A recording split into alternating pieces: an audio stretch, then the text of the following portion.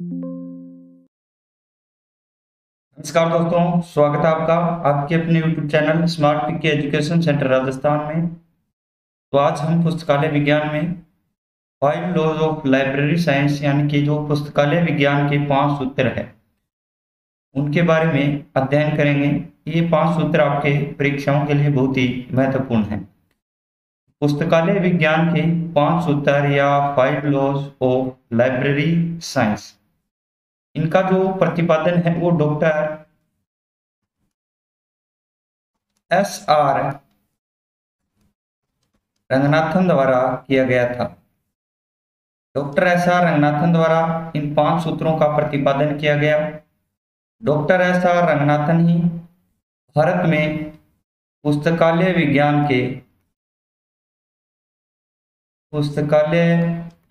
के जनक कहलाते हैं।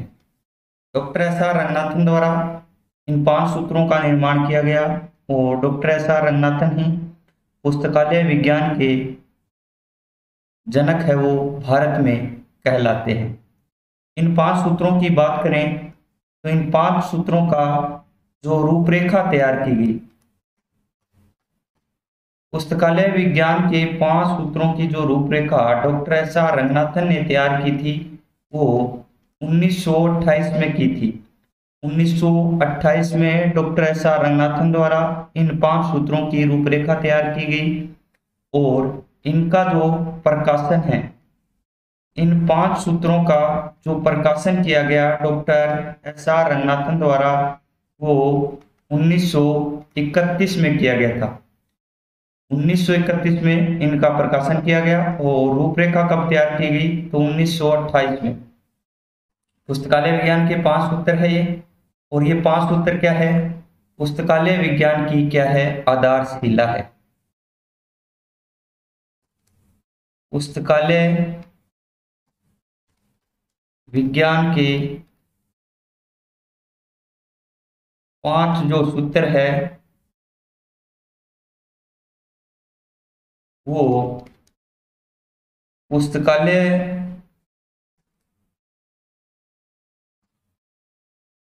विज्ञान की आधारशिला है।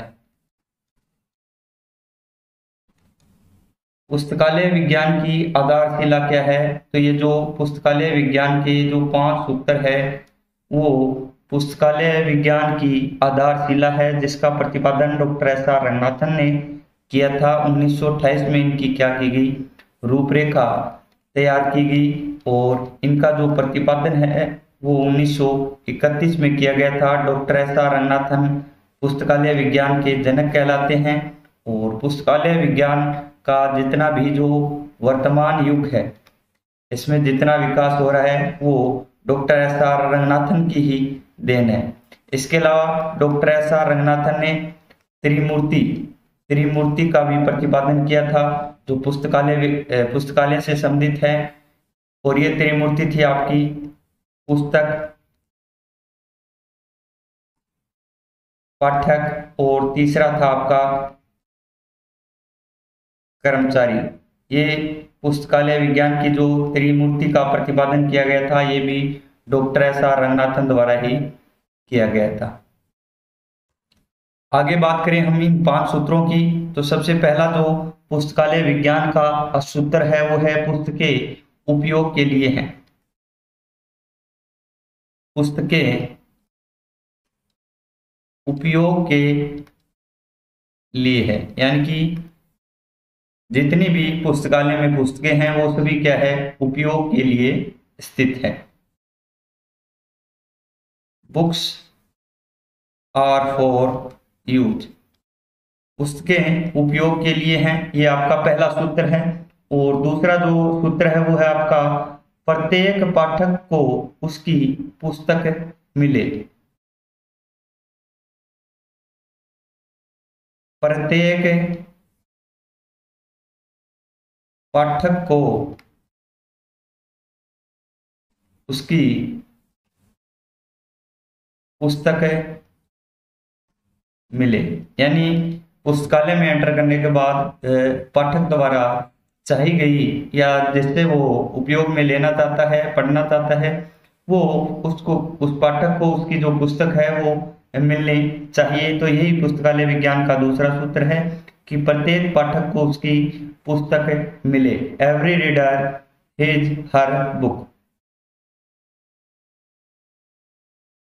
एवरी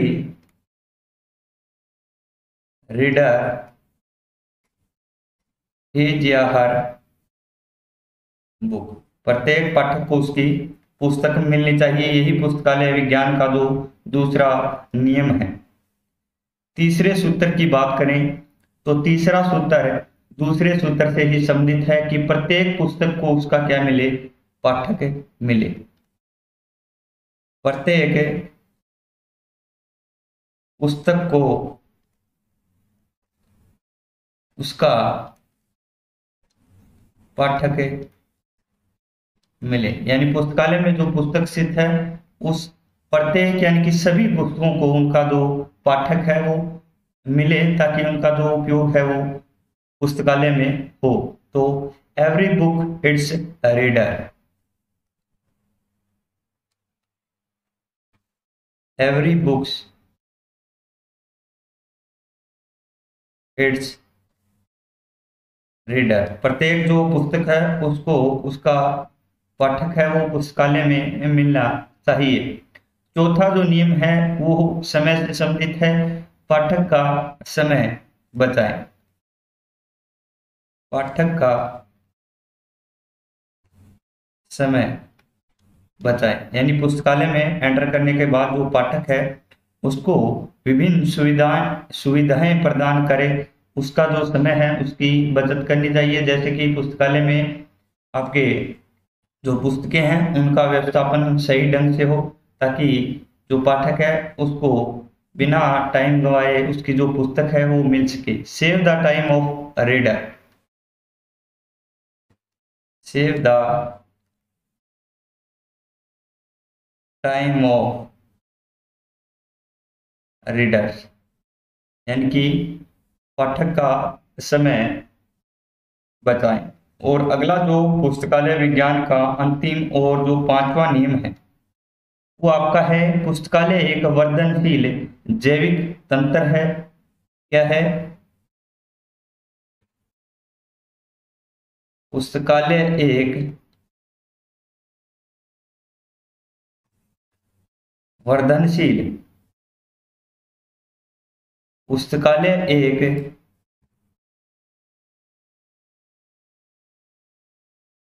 पुस्तकालय एक क्या है? वर्धनशील जैविक तंत्र है। पुस्तकालय क्या है भाई? वर्धनशील जैविक तंत्र है। पुस्तकालय है वो निरंतर है, वो बढ़ता रहता है, जैसे कि बाल विकास और जो पुस्तकालय का विकास है वो चलता रहता है, यानी कि पुस्तकालय में जो रीडर है उनकी भी संख्या भी बढ़ेगी। इसके अलावा जो बुक्स है निरंतर इनकी संख्या भी बढ़ती रहती है। तो इस प्रकार जो पुस्तकालय है वो एक क्या है? वर्धनशील जैविक तंत्र है। Library is a growing organism.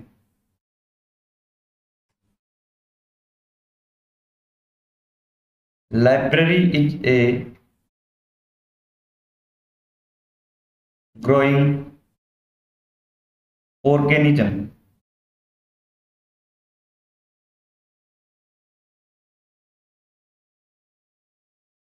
पुस्तकालय क्या है? एक वर्धनशील संस्था है। तो ये पुस्तकालय विज्ञान के जो 5 सूत्र थे, इनमें जो निहितार्थ है, यानी कि इनसे संबंधित जो पुस्तकालय विज्ञान के 5 सूत्रों से संबंधित जो निहितार्थ है उनका हम अध्ययन करेंगे, जो परीक्षाओं की दृष्टि से बहुत ही उपयोगी है। तो आपका पहला जो सूत्र था वो था पुस्तकें उपयोग के लिए है, यानी कि बुक्स आर फॉर यूज। और इन 5 सूत्रों में जो निहितार्थ स्थित है उनकी हम बात करेंगे। तो सबसे पहले आपके पुस्तकालय भवन की स्थिति। पुस्तकालय भवन की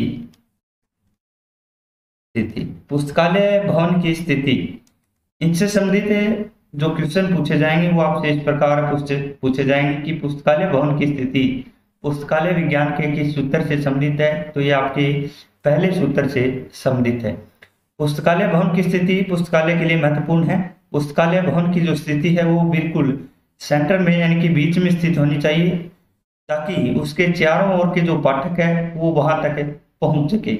ऐसी जगह जो पुस्तकालय भवन की स्थिति नहीं होनी चाहिए जहां तक जो पाठक है उनकी पहुंच ना हो। दूसरा जो इसका निहितार्थ है वो है पुस्तकालय का कार्यकाल। पुस्तकालय का कार्यकाल, पुस्तकालय का कार्यकाल भी इस प्रकार से होना चाहिए ताकि जो पाठक है उनको उनके अनुसार जो सुविधाएं मिल सकें। अगला है आपका समय। नेक्स्ट जो आपका निहितार्थ है वो है प्रशासन का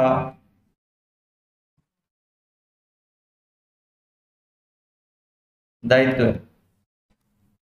प्रशासन का दायित्व है कि जो पाठक है उसको जो उसकी पुस्तक मिले जिसका सदुपयोग हो सके पुस्तकों का, तो ये प्रशासन का दायित्व है, पहले सूत्र से क्या है संबंधित है। आगे जो पहले सूत्र से संबंधित निहितार्थ है वो आपके अगला जो है वो है पुस्तकालय के कर्मचारी। पुस्तकालय के कर्मचारी। अगला जो निहितार्थ है वो है पुस्तकों का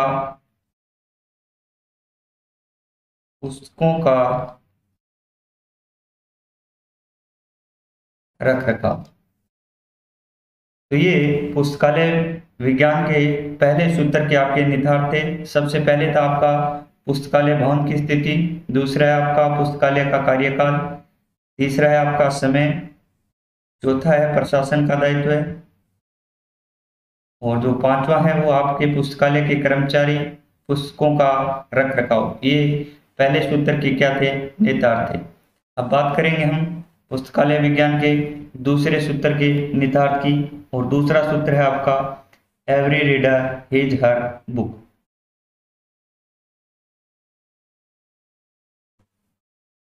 एवरी रीडर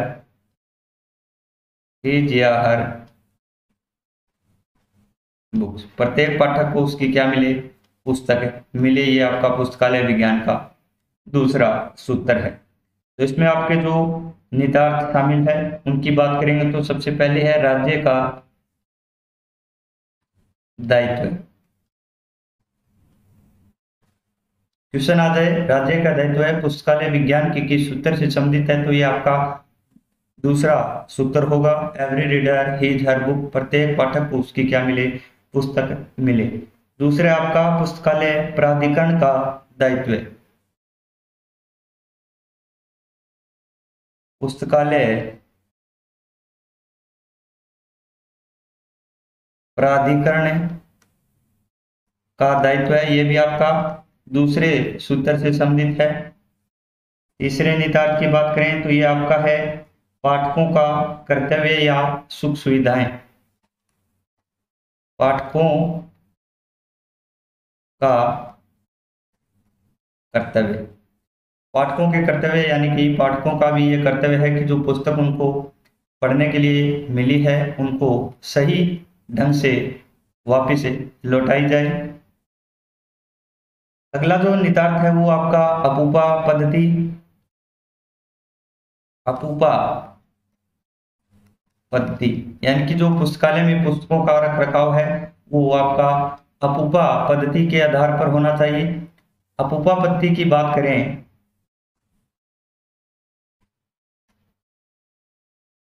अपूपा, इसमें इस प्रकार से आपकी जो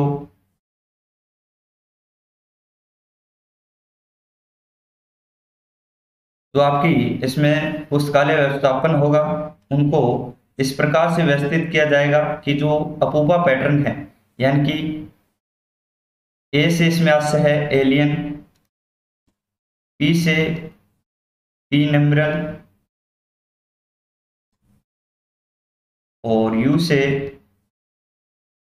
यूम्ब्रल, यानी कि जो पुस्तकों का रखरखाव है वो ऊपर से नीचे की ओर, यानी कि सबसे अधिक जो उपयोगी पुस्तकें हैं, सबसे अधिक जो उपयोगी पुस्तकें हैं उनको सबसे ऊपर, और उसके बाद उससे कम उपयोगी, और सर्वाधिक जो कम उपयोगी है, सर्वाधिक जो कम उपयोगी है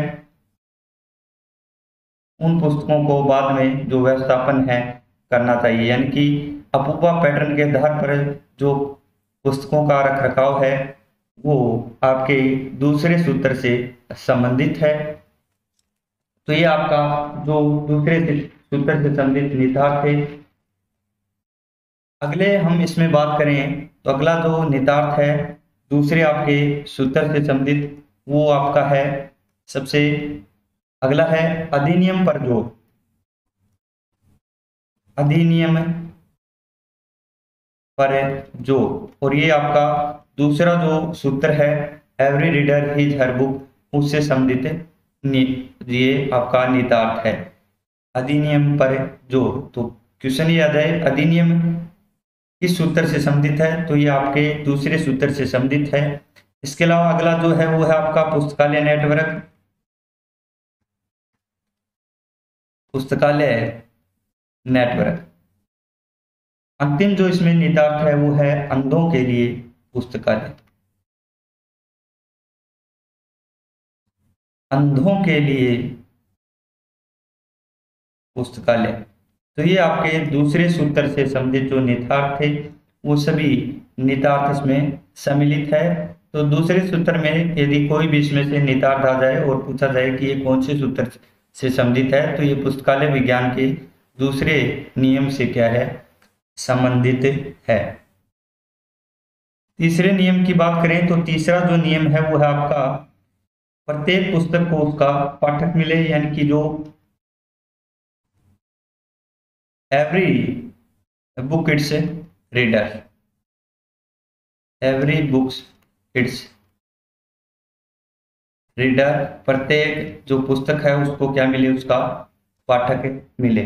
और इसमें जो निहितार्थ शामिल है वो आपका सबसे अधिक आता है पुस्तकालय विज्ञान के एग्जाम्स में वो आपका ओपीएस हो गया। ओपीएस यानी कि ओपन ओएस है, सॉरी ये ओएस है आपका, ओपन एक्सेस सिस्टम, यानी कि अबाध प्रवेश प्रणाली।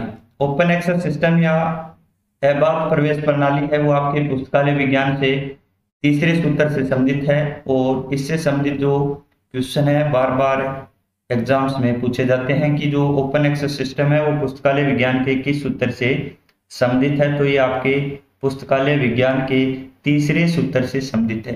चौथे सूत्र में भी ये आपका अबाध प्रवेश प्रणाली आएगा, लेकिन जब तीसरा सूत्र इसमें ऑप्शन में दिया होगा तो राइट आंसर आपका जो पुस्तकालय विज्ञान का तीसरा नियम है वही इसमें होगा कि अबाध प्रवेश प्रणाली है वो पुस्तकालय विज्ञान के तीसरे सूत्र से संबंधित है।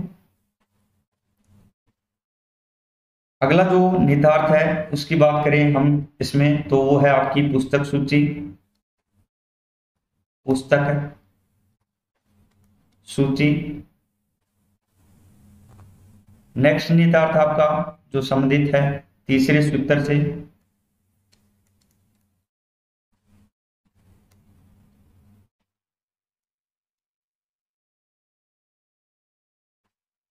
सॉरी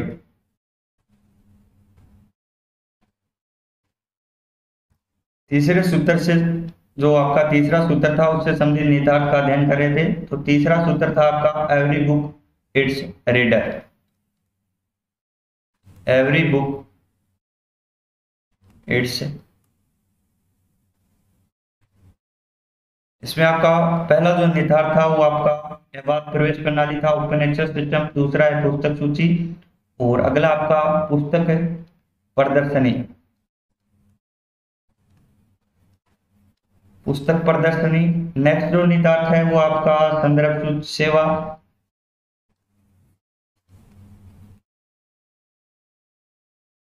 अगला जो निहितार्थ है वो आपका सूचीकरण और वर्गीकरण। सूचीकरण और वर्गीकरण ये भी आपके तीसरे सूत्र से संबंधित क्या है, निहितार्थ है। तो अगला जो आपका है वो है अनुपयोगी पुस्तकों का चयन न करना। अनुपयोगी पुस्तकों का चयन न करना, ये भी आपका तीसरे सूत्र से संबंधित निहितार्थ है। यानी कि जो अनुपयोगी पुस्तकें होंगी उनका चयन न करके जो उपयोगी पुस्तक है उनका चयन करेंगे, ताकि प्रत्येक जो पुस्तक है उसको उसका क्या मिल सके, पाठक मिल सके।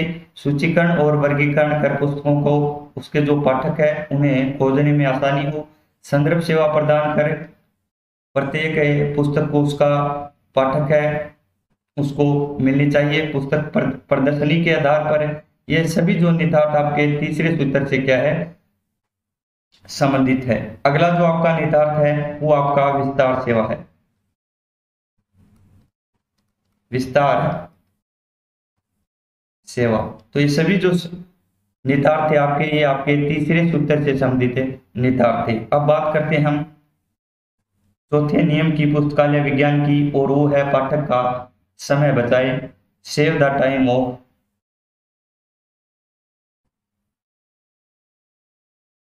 Save the time of reader.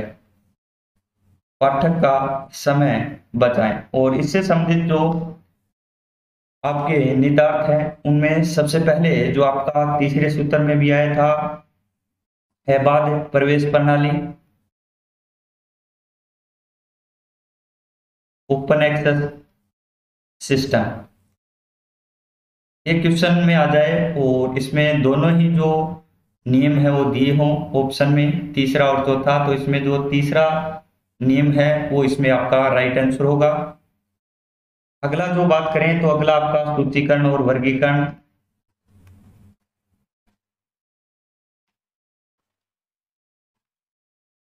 सूचीकरण एवं वर्गीकरण, यानी कि ये जो निहितार्थ आपके हैं सबसे पहले जिस सूत्र में आएंगे तो राइट आंसर भी वही सूत्र आपका सर्वप्रथम होगा। यदि वो सूत्र आपका ऑप्शन में नहीं दिया गया है तो फिर वो जो नेक्स्ट जो आपका सूत्र है या नियम है वो उस निहितार्थ से संबंधित होगा। यानी कि क्वेश्चन में आ जाए अबाध प्रवेश प्रणाली किससे संबंधित है और ऑप्शन में थर्ड जो नियम है वो न हो तो फिर चौथा नियम पुस्तकालय विज्ञान का क्या है, राइट आंसर होगा। अगला है आपका आदान प्रदान प्रणाली। आदान प्रदान प्रणाली ये आपके पुस्तकालय विज्ञान के चौथे सूत्र save the time of reader, पाठक का समय बचाए से संबंधित क्या है, निहितार्थ है। संदर्भ सेवा और जो रेफरल सेवा है, संदर्भ सेवा और रेफरल सेवा ये भी आपके पुस्तकालय विज्ञान के चौथे नियम से संबंधित है। चौथे नियम से संबंधित अन्य निहितार्थ की बात करें हम तो आपका हो गया प्रलेखन सेवाएं हो गई, प्रलेखन सेवाएं। और अगला जो आपका है वो है निदानी व्यवस्थापन, सेल व्यवस्थापन सही ढंग से होना चाहिए। और अगला है आपका सहदर्शिकाएं। ये आपके सभी जो पुस्तकालय विज्ञान के चौथे नियम से संबंधित निहितार्थ थे और इनसे संबंधित जो क्वेश्चन है वो कम से कम एक क्वेश्चन तो प्रत्येक एग्जाम में आपका पूछा जाता है। अगला जो नियम है आपका पांचवा वो है उस library is a growing organism. Library is a growing organism. पुस्तकालय विज्ञान एक क्या है, बढ़ता हुआ जैविक तंत्र है। पुस्तकालय विज्ञान एक वर्धनशील जैविक तंत्र है। तो इसमें आपके निहितार्थ की बात करें तो सबसे पहले जो निहितार्थ इसमें शामिल है आपका, वो है पुस्तक संग्रह में वृद्धि। पुस्तक संग्रह में वृद्धि, पाठकों के लगातार बढ़ने के कारण जो पुस्तकों के संग्रह में भी वृद्धि है वो पुस्तकालय में करनी होगी। तो उसके अनुसार ये जो आपका पांचवा सूत्र है कि लाइब्रेरी क्या है, एक जो वर्धनशील जैविक तंत्र है, यानी कि लगातार बढ़ता रहता है। पाठक संग्रह में वृद्धि, पाठकों में भी क्या होगी, वृद्धि होगी। इसके अलावा अगला जो निहितार्थ है वो है पुस्तकालय कर्मचारी। पुस्तकालय कर्मचारियों में भी क्या होगी, भी वृद्धि करनी होगी।